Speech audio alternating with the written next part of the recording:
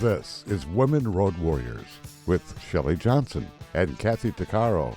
If you drive long haul, short haul, or heavy haul, they're here to empower and inspire women in the trades on tncradio.live. So gear down, sit back, and enjoy. You're listening to another great episode of Women Road Warriors with Kathy Tuccaro and Shelley Johnson. I'm Shelley. And I'm Kathy. Our show is about inspiring women to achieve all of their dreams in spite of the obstacles. Today we have Joyce Fields. She's the author of 10 books. She's quite a pioneer. Oh my goodness. Joyce is a relationship expert who has written books to inspire people. Some of her titles include Mother's Dozen, an easy recipe for raising great kids, as well as The Best Way to Keep a Man is to Let Him Go. I love that title. That's great. Joyce, I was looking at your bio. You have certainly done a lot of things during the course of your career and encountered a lot of challenges, I'm sure, too. Why don't you tell our listeners how you've evolved and some of the challenges you've encountered? Well, and thanks for having me, ladies. Yes, thank you for being on the show. I'm excited because you've got some really great stuff to talk about. Well, let's see, I was born in 1944. I'm 77 years old. And I started reading when I was 5 or 6.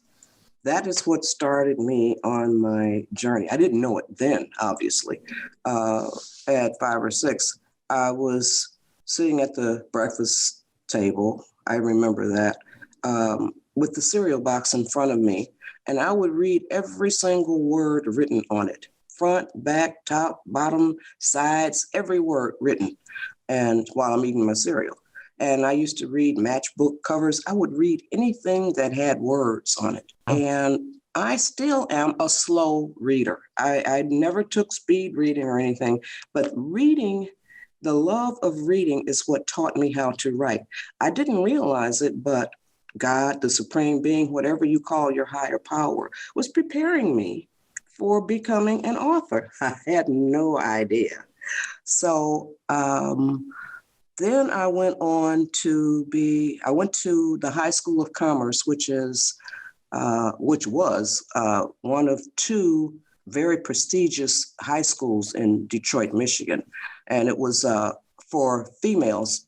We did have a few boys in the school, our graduating class, but I went into stenography. Okay. So now I'm a trained stenographer, and which is a dead profession now because no longer, I don't think that shorthand is taught any longer.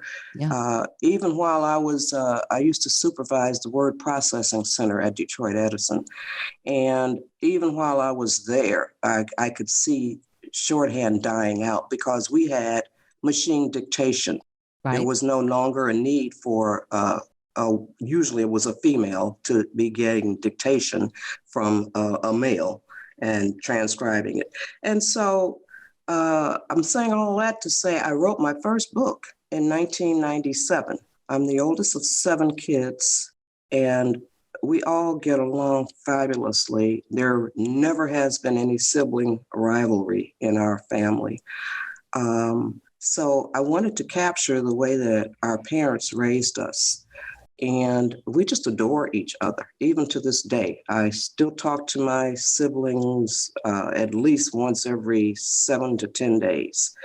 And we've been in California now. I was born in Detroit, Michigan. So we've been out here in California for almost 20 years. And the reason why we moved here is because of our grandchildren. I had helped to raise the ones who lived in Detroit. So I wanted to move to California to give the ones here memories. And so going back to when I wrote the book, I had already finished the manuscript. And my husband and I have been together since we were 13 years old, 64 years. And That's so unbelievable. Yeah, to me too. That's great. And so he adored my parents and my brother. I have one brother who passed away in 2013. He had lung cancer. That was my husband's best friend. My brother met my husband before I met him. And so he was about 12. And So I had finished the manuscript and I didn't know what to title it. So my husband was reading it and he said, all of y'all have that line of serenity running through you. So I was intrigued by what he said. The book is entitled Line of Serenity. And the first 23 pages, my husband describes what he sees as this line of serenity running through each one of us. Nice. And then I go on to tell the story about how we were raised. That was my first book. You know, and I don't think a lot of families can say that because there seems to be rivalry or bickering quite often. How did you get around that? Were your parents just more insightful or? Yes, they were. And I didn't realize it until after they had passed on, both of them. One of the chapters in the book is my favorite chapter. It's called The Calm. And what I remember the most is the calmness of our home. My mother died in 1977, and this is 2021. And this year, I realized that I had never, ever seen my mother out of control, angry, or totally upset. Never in my life. She died when I was 33 years old. And so realizing that, I wanted to talk to my siblings to see if they had experienced my mama being very out of control, upset, or losing her temper.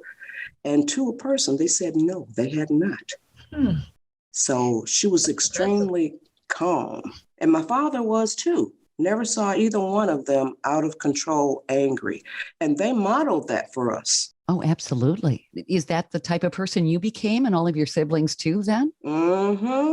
Yes, it is. Even to this day, it's just, my husband is amazed by this. It really is amazing. And I think it's not necessarily in the norm. And especially in the days of social media now, where everybody's getting upset about this and that. And yes. Sometimes they need to unplug and walk away from all of that when you think about it. So then we had a Doberman Pinscher puppy. So 7 children, a Doberman Pinscher puppy, 2 adults in the house, and I never saw anger. And that extends to my extended family, to my cousins. It's just amazing. So it was a family tradition. What a wonderful, wonderful way to raise children and a wonderful example. Yes. So that's why I wrote the book. And it's, like I said, my husband tells a story about what he sees as this line of serenity in each one of us. Now, my youngest sister just had a birthday. She turned 68.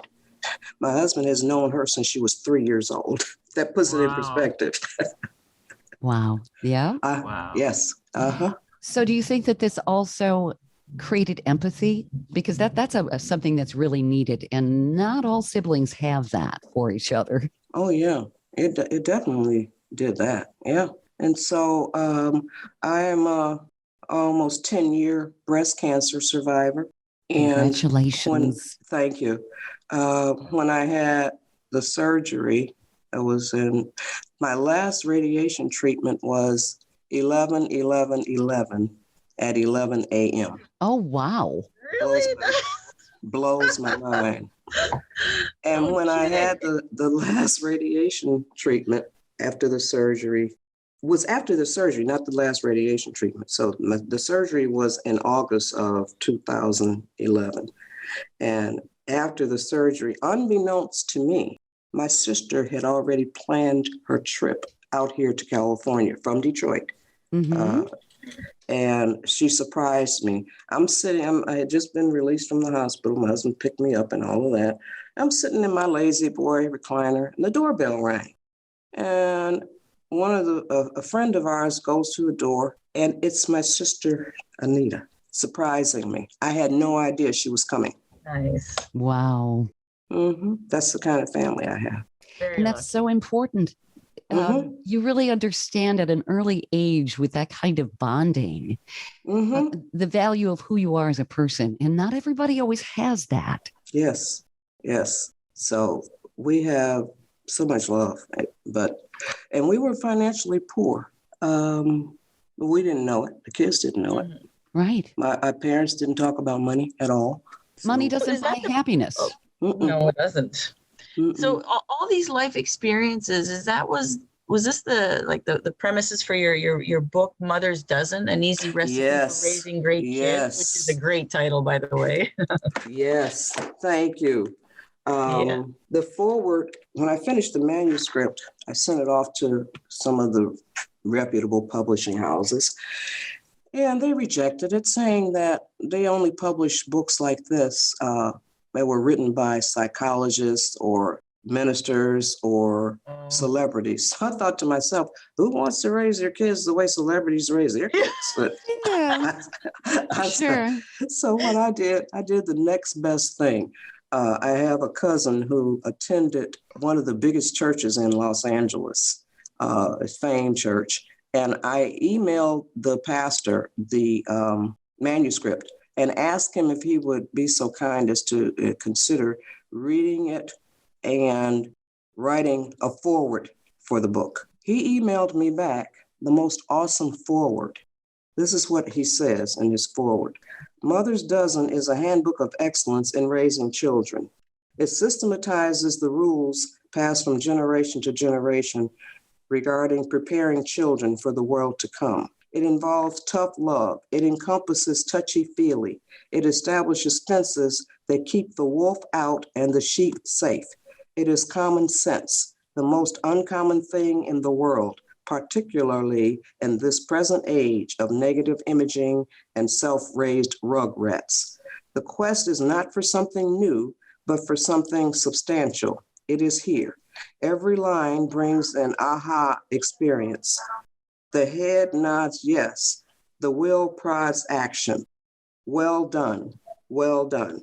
Reverend Cecil L. Chip Murray, Fame AME Church, Los Angeles, retired. Wow, that's profound. And that makes you want to pick up the book. If I hadn't been sitting down, I think I would have passed out when I read it. That's great. That is. And it's only, this book is only 43 pages. But it says everything it needs to. Yeah. Yeah. And the ingredients that I captured, Mother's Dozen, an easy recipe for raising great kids. So I'm calling these things ingredients. Start from infancy, manners. Number 3, love for learning. Number 4, responsibility. Number 5, rules, order, and organization. Number 6, independence. Number 7, spirituality, a higher power. Number 8, affection. Number 9, discipline, self-control. Number 10, feed interest. Number 11, obedience. Number 12, patience. So that's the 12 ingredients. I'm buying your book right now. People always ask me, how do you teach a child patience? Yeah. You teach them to wait. You know, mothers nowadays want to hurry up and give kids stuff. Don't do that. Teach them to be patient. You tell them, if you wait 10 minutes, I'll give you a cookie. Then you time yourself. Then 10 minutes, get the child a cookie. Then you tell them, if you wait a half an hour, you stretch it out. Right. So they wait longer and longer. Now, when we were little, we used to ask my daddy for a nickel. And that was a lot of money back then. So he taught us patience by making us stand in front of him and waiting for him to go in his pocket and pull out his change and give us a nickel. We had to stand there in front of him. We couldn't grimace. We couldn't hem and haw. We couldn't do anything. We had to be patient and wait for him to give us the nickel. So what did that teach you as a child? Patience taught me how to learn how to wait. If it's not going to be done when you want it to be done, you have to wait. Right. And another lesson that he taught was, I was in high school and the bus stop was around the corner. And anytime it rained, I would get up and get dressed and everything, get myself ready and go out there, stand at the bus stop. And sometimes he would pull around the corner in his car to take me to school. That taught me, and he really taught these lessons. That taught me if you have something to do or somewhere to go, get ready on your own and be prepared to do it on your own for yourself. If somebody comes along to help you, then that's a good thing. Wonderful. But you are prepared to do it on your own. What Which a is so great important. lesson. It really Wow. is. Absolutely. Yeah. Stay tuned for more of Women Road Warriors coming up.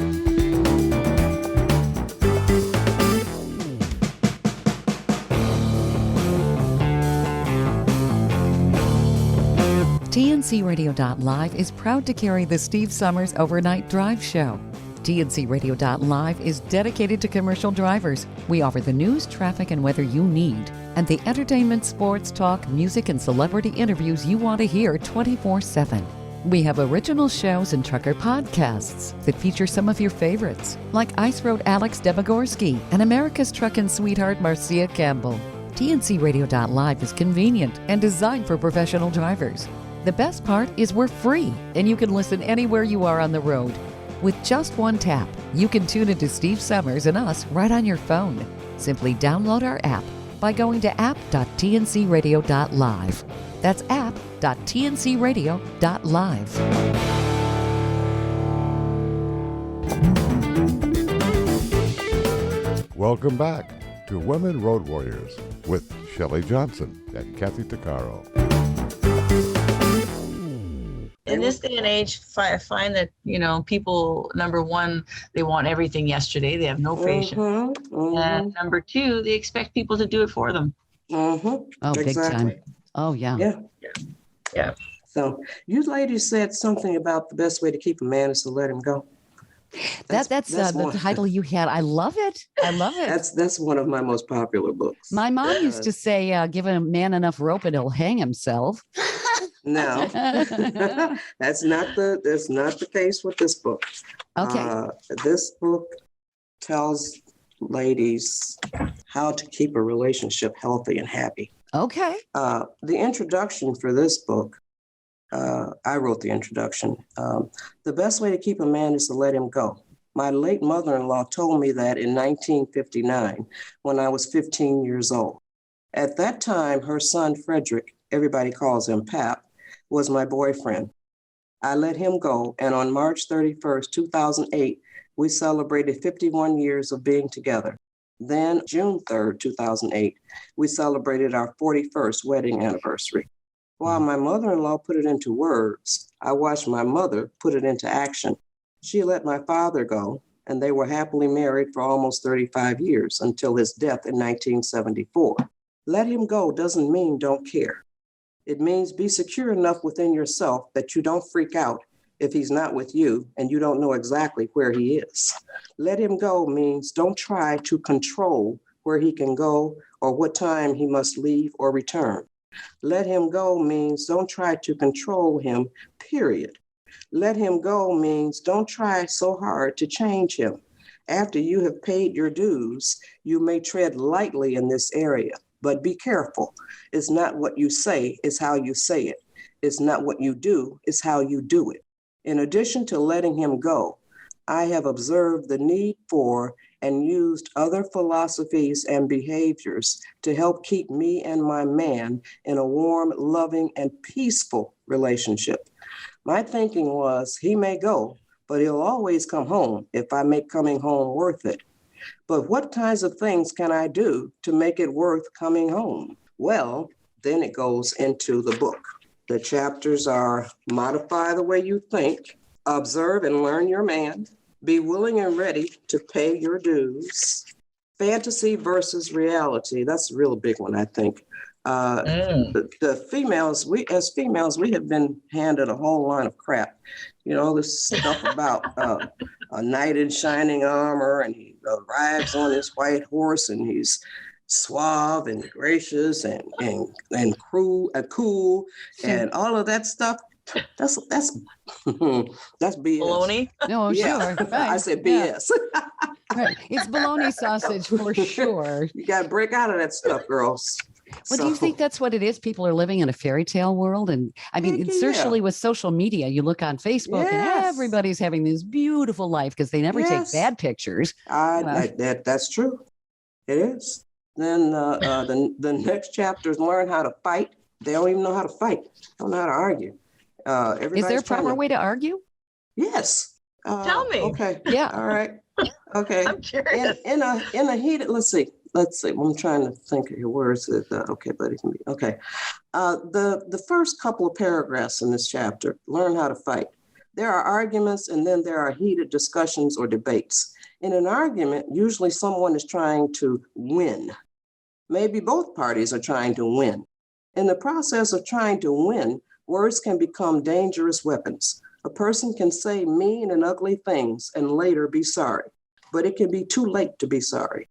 In a heated discussion or debate, each person is sharing his or her point of view, feelings, observations, experiences, opinions. The goal is mutual understanding, or if that can't be reached, agreeing to disagree. But winning is not an issue.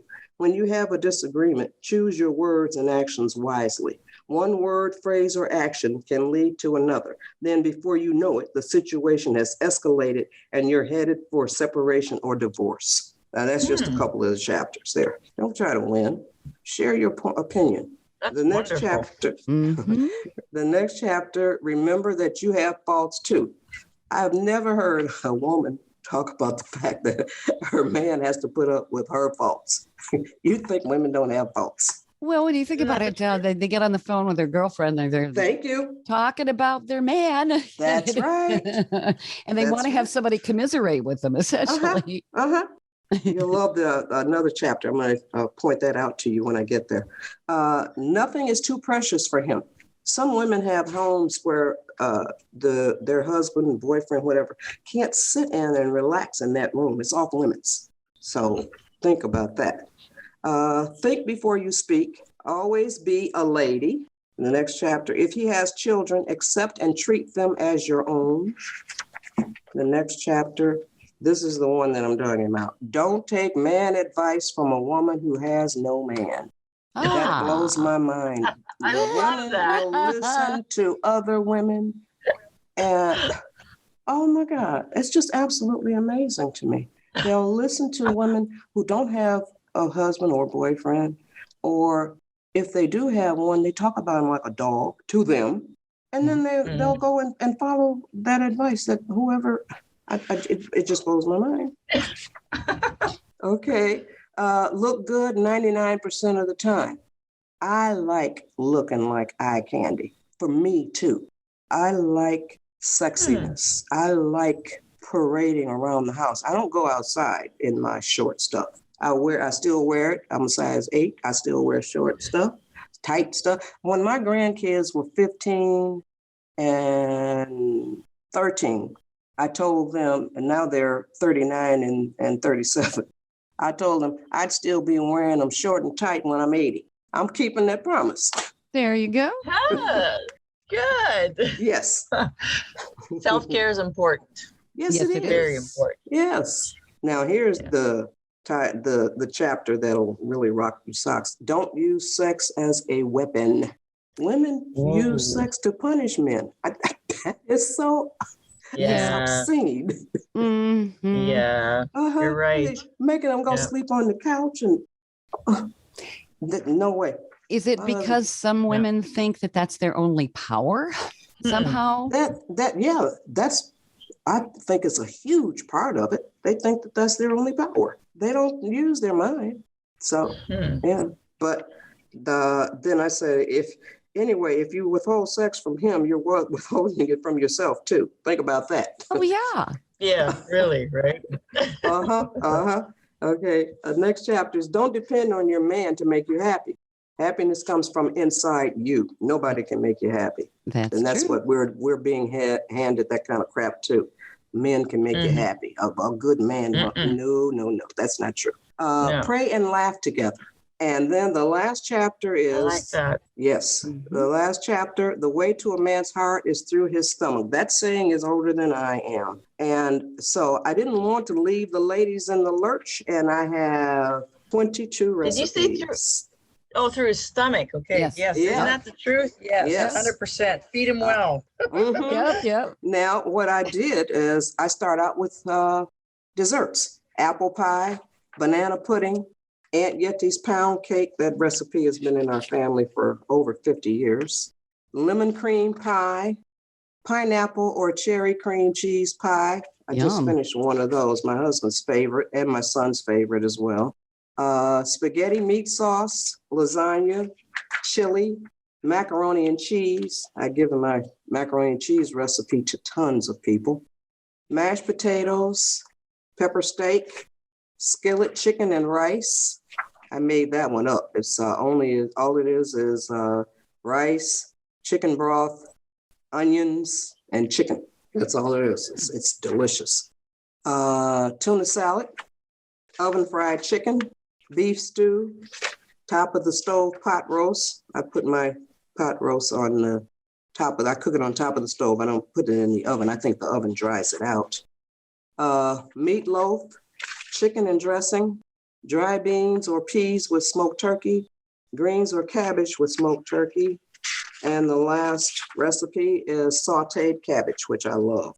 And it's only 64 pages, which includes 22 recipes. Wow. You're making me hungry. Yeah,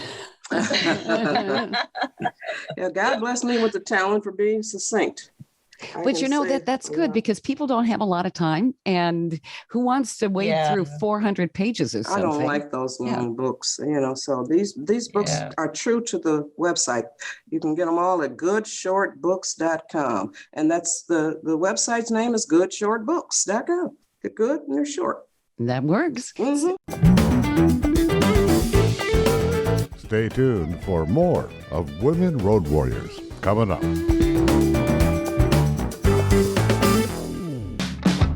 Trucking Moves America Forward, or TMAF, is building a positive image of trucking by telling the story of the hardworking drivers and industry professionals who support the industry. And you can be a part of it.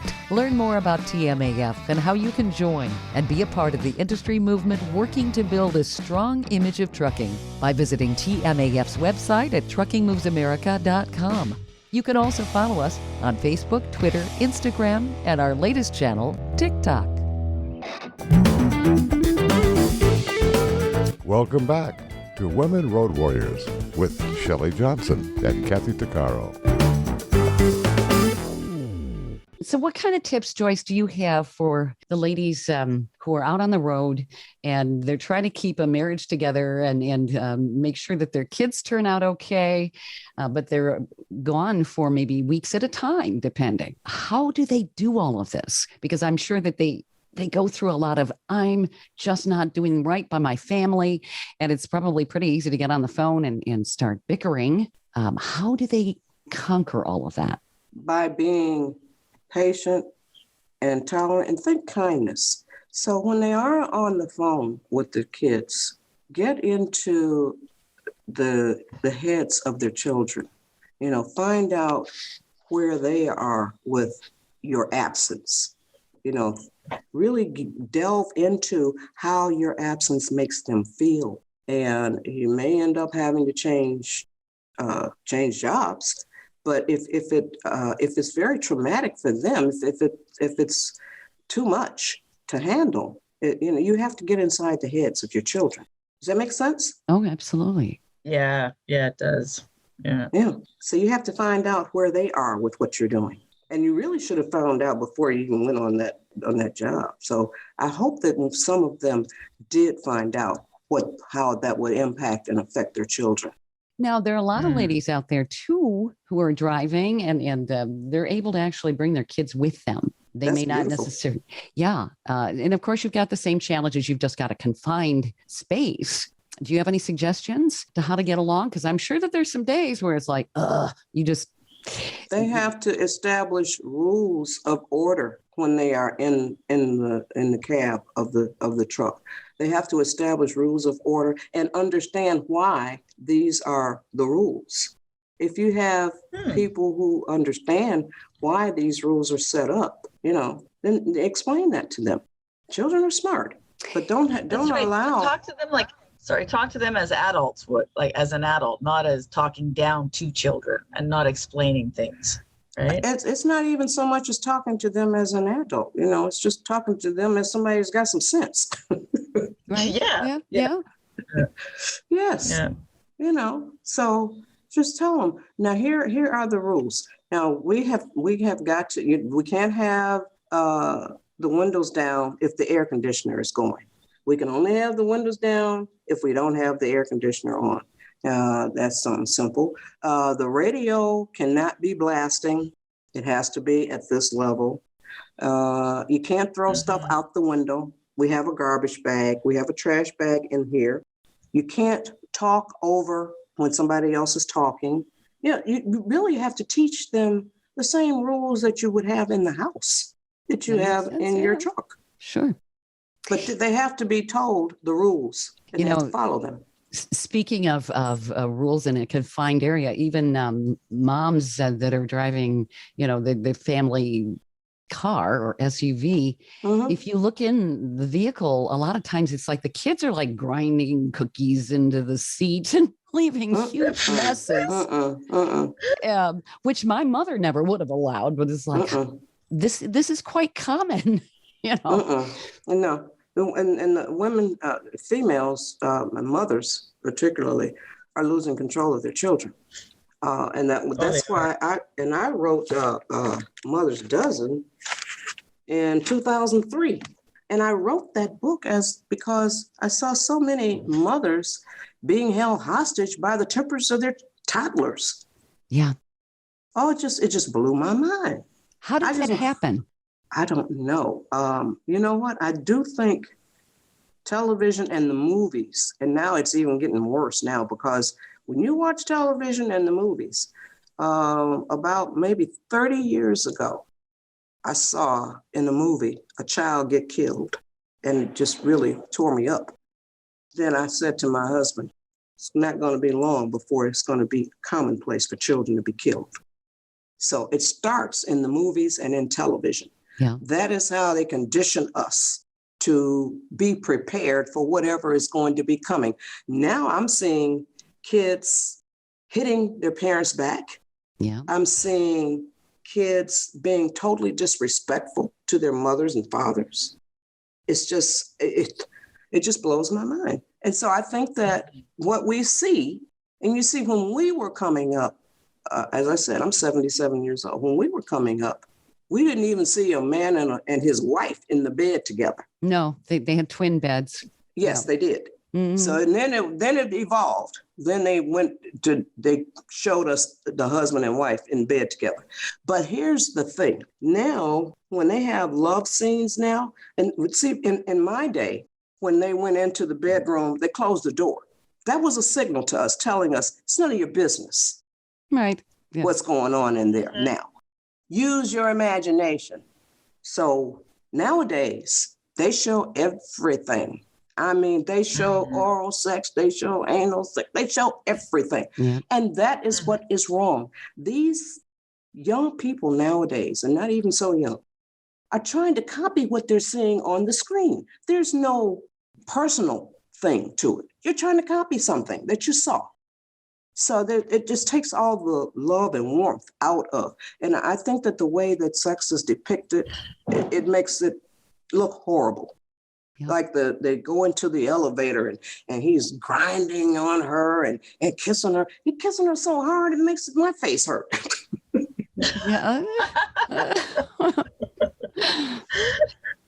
Yeah, so it just makes sex look so ugly. Yeah. The way that they do it nowadays.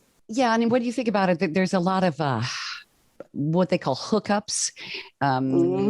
There's really not a lot of dating in many cases. It's just to get together and do it and call it even and see you later. Yeah. And there's a price to pay. There's going to be a price to pay for this later on down the road. I don't know if I'll still be here, but there's going to be a price to pay. Yeah, I know that there was a survey done a few years back, and a lot of college students said the women were basically giving up sex on a hookup, hoping that the guy might want to date them. And, oh, my God. Yeah. Which I'm sorry, I don't see that as progress. It's like we have more value than sex. Hello. Oh, my my Yeah. goodness. Yeah. So, Well, again, think about the movies, think about television. yep. Isn't it? That's the way it trivializes it, makes it look like it's not even valuable. What are your thoughts on that, Kathy? I'm right along with you, 100%. Just it turns it so that it's ugly. It's not. They lose the beauty, the preciousness. Because me personally, I believe love is a gift, and it should be cherished and given to those who are deserving. And I mean, deserving in a way that it's special, and you don't just hand it out to any Joe Bull that comes along, right? Yeah. And it's also self-respect, and it's how you value yourself, right? Yes. And if you're just gonna, throw it out like candy, well, it totally loses beauty. And that was well said. Well, it's true. God, I believe that God gives us this precious inner jewel, and you don't want to just give it to people who are going to disrespect, degrade, demoralize, turn it into a negative thing when it's so beautiful. And when you give that to someone who's thinking along the same lines, well, then together it becomes such a powerful tool that it spreads like a ripple of water that everybody around feels that. And I think your relationship with your husband of lasting for what would you say 64 years is absolutely what do you call it? Monumental. It shows the word. Yeah, monumental in the fact that it shows people this is what true love is. Yes. Yeah. And it's precious. It requires patience and tolerance, and especially on the part of the woman. And that's why I say in the book, 80% of the success of a relationship rests on the shoulders of the female, of the woman. That's what I have observed in my 64-year relationship. I've cried a lot of tears. I've cried a lot of tears, but it's all been worth it. Yeah. You got to pay your dues. Yeah, there are going to be obstacles, certainly. Yes. I think the first book you wrote, that should be a blueprint for everyone. I mean, you had all the chapter titles there. Wouldn't it be nice if everybody read that book in the world? Yeah. How would we be when we wake up in the morning? Wouldn't it be? Well, one of the Amazon reviewers for the Golden Rule. I have a book called The Limitless Golden Rule, 21 Ways to Use the Golden Rule in Your Life. I was raised on the Golden Rule. We were raised on the Golden Rule.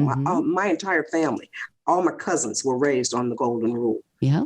And so when I wrote this book, my granddaughter asked me, what is the Golden Rule? It just really threw me for a loop because I had raised them with the Golden Rule, and I wrote this one in 2015. And I was getting ready to say that to tell you something about whatever the question was that you had. Sometimes I'm losing my thoughts while I'm thinking. Well, just how these philosophies would change the way the world gets along. Yes. The Golden Rule really will make the world a better place if we use it. Do unto others as you would have them do unto you. Yep. So I had to not rewrite the book, but I had to add the Golden Rule as the first page on it when my granddaughter asked me, what is the Golden Rule? But that's the way I raised them with it. But I didn't actually explicitly say what the rule stated. And so it's the Golden Rule. It's on page 3. Do unto others as you would have them do unto you. And we can use the Golden Rule. And I think that pretty much somebody pointed out to me that most of my books, if not all, are based on the Golden Rule. Stay tuned for more of Women Road Warriors coming up. Industry movement Trucking Moves America Forward is telling the story of the industry. Our safety champions, the women of trucking, independent contractors, the next generation of truckers, and more. Help us promote the best of our industry. Share your story and what you love about trucking. Share images of a moment you're proud of. And join us on social media. Learn more at truckingmovesamerica.com.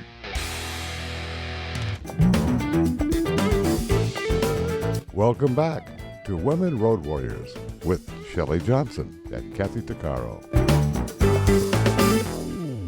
Have any of your readers reached out to you and said, wow, this made a huge difference? Oh yeah, you can check the reviews. For the Golden Rule, this one reviewer said, wonderfully written, something everyone should read. Nice. Yeah. Nice. And go to the reviews and then one of the reviews for The Best Way to Keep a Man is to Let Him Go.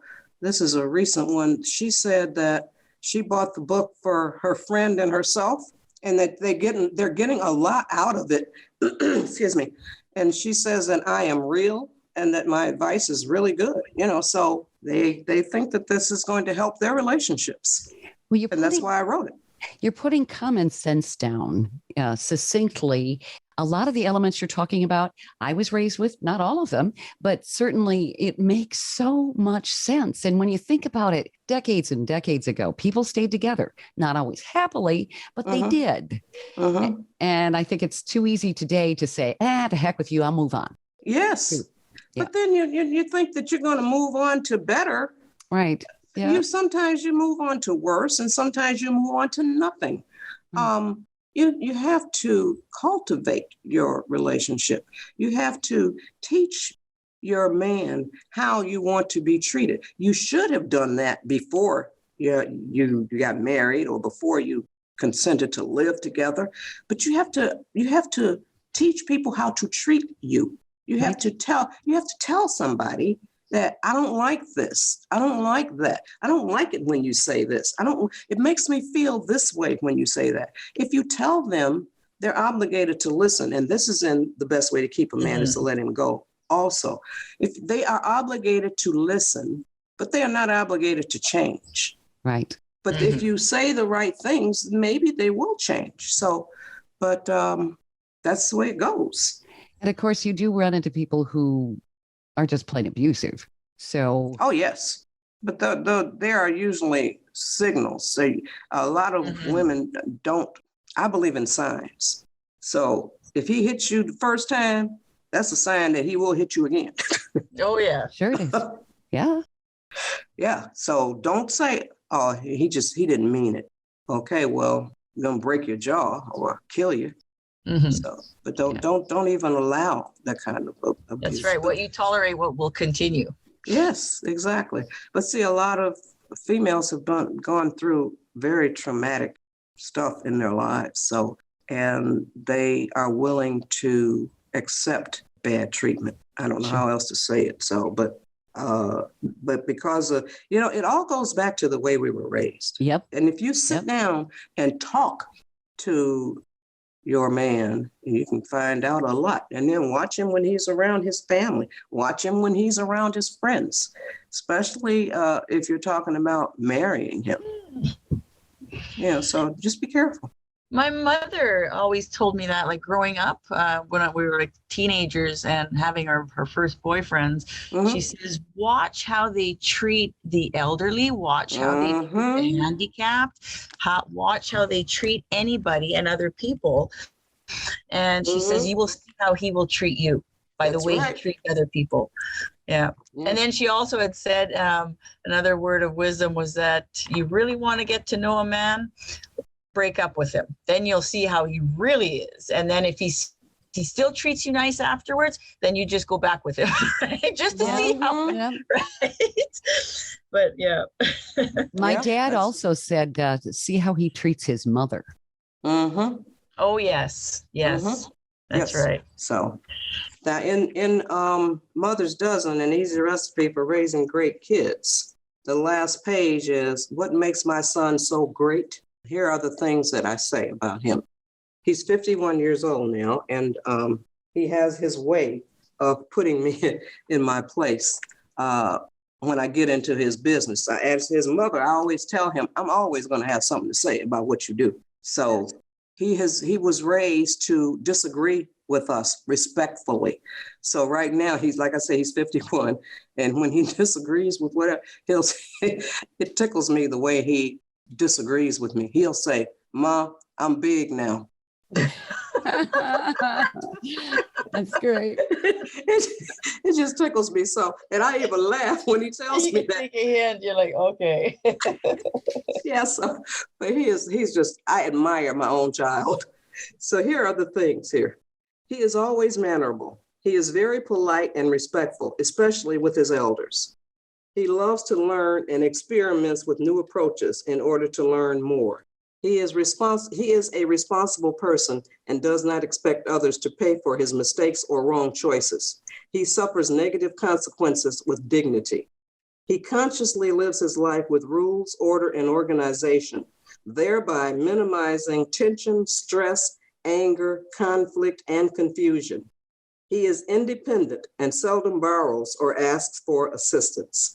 He is exceedingly spiritual with a powerful belief in God.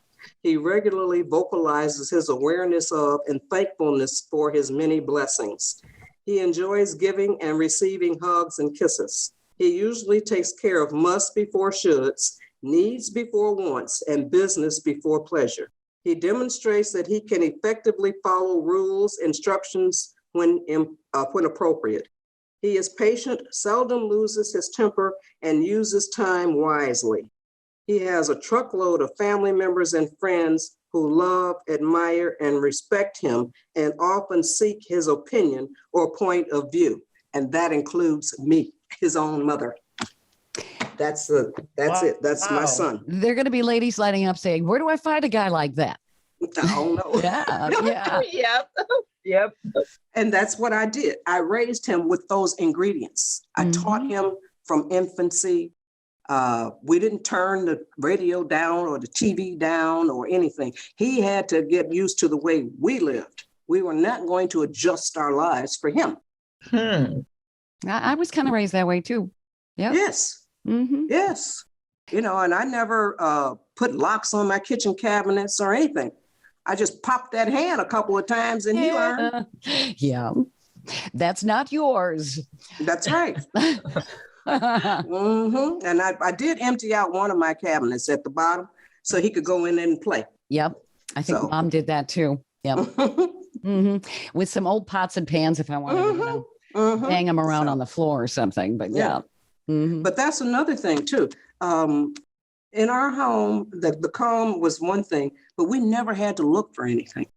Out of, let's say, 9 people, we never had to look for anything. Because when you used it, you had to put it back where it went.